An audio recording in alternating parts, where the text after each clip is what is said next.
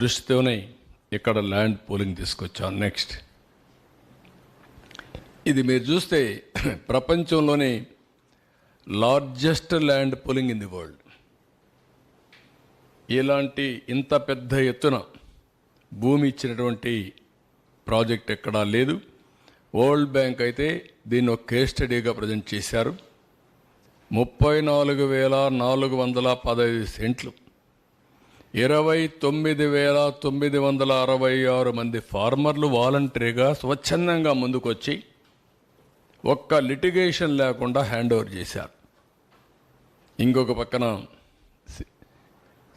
CRDA ఒక binding agreement. Land అనే sentiment, మేము ఈ ల్యాండ్ మీకు ఇస్తున్నాం, మీరు ఇంటర్న్ మాకేమి ఇస్తారు. ఇద్దరూ కలిసి ఒక అవగాహనకు వచ్చి తర్వాత దానికి సిఆర్డీలో పాస్ చేశాం, క్యాబినెట్లో పాస్ చేశాం, వీళ్ళకి మళ్ళా అథారిటీ ఇచ్చాం, మీరు అగ్రిమెంట్ చేసుకోమని. అవన్నీ చేశారు. ఆ బైండింగ్ అగ్రిమెంట్ చేసుకొని ముందుకు పోయారు. 10 years.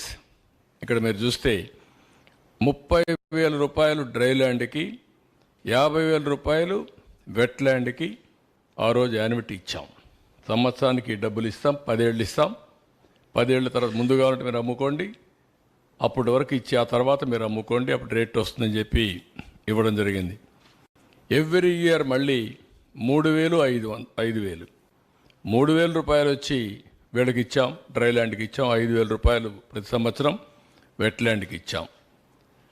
దీంట్లో మళ్ళీ ఫార్మర్కి 1 ఎకరా మాకు ఇస్తే అతనికి ఇచ్చింది 1000 స్క్వేర్ యార్డ్స్ రెసిడెన్షియల్ ఇంటికి, 250 స్క్వేర్ యార్డ్స్ కమర్షియల్ డ్రై ల్యాండ్కి. అదే వెట్ ల్యాండ్కి 1000 square yards residential, 450 square yards కమర్షియల్కి ఇచ్చాం.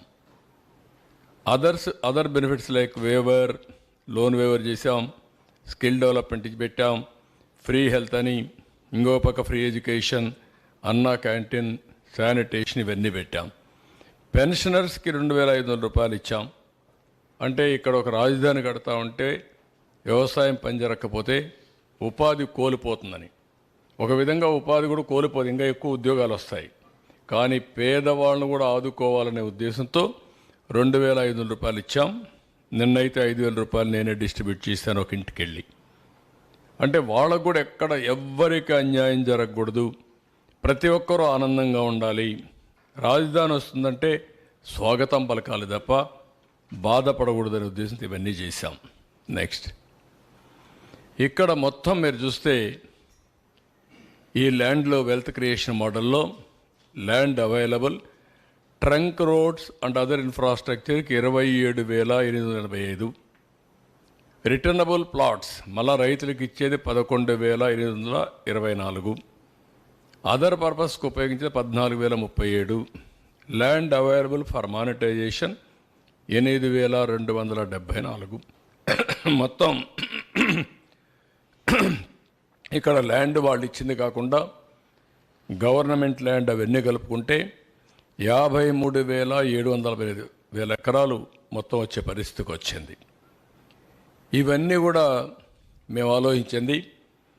ఈ ల్యాండ్ ఏదైతే ఉందో మానిటైజేషన్కి 8,274 ఎకరాలు గవర్నమెంట్ పెట్టుకుంటే అన్నీ డెవలప్ చేస్తూ ఉంటే దీనికి విలువ పెరుగుతుంది, ట్యాక్సెస్ వస్తాయి, ట్యాక్సెస్ గవర్నమెంట్కి వస్తాయి.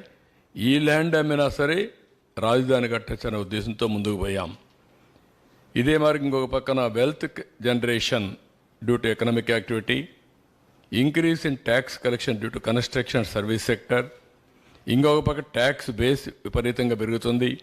మల్టిప్లయర్ ఎఫెక్ట్లో ఎకానమీ అభివృద్ధి అవుతుంది, రిసోర్స్ జనరేషన్ అవుతాయి, వెల్త్ డిస్ట్రిబ్యూషన్ ఈ యొక్క వెల్త్ క్రియేట్ చేసి ఆదాయం పెంచితే సంక్షేమ కార్యక్రమాలు కూడా ఈ డబ్బులు మనకు వస్తాయని ముందుకు పోయాం.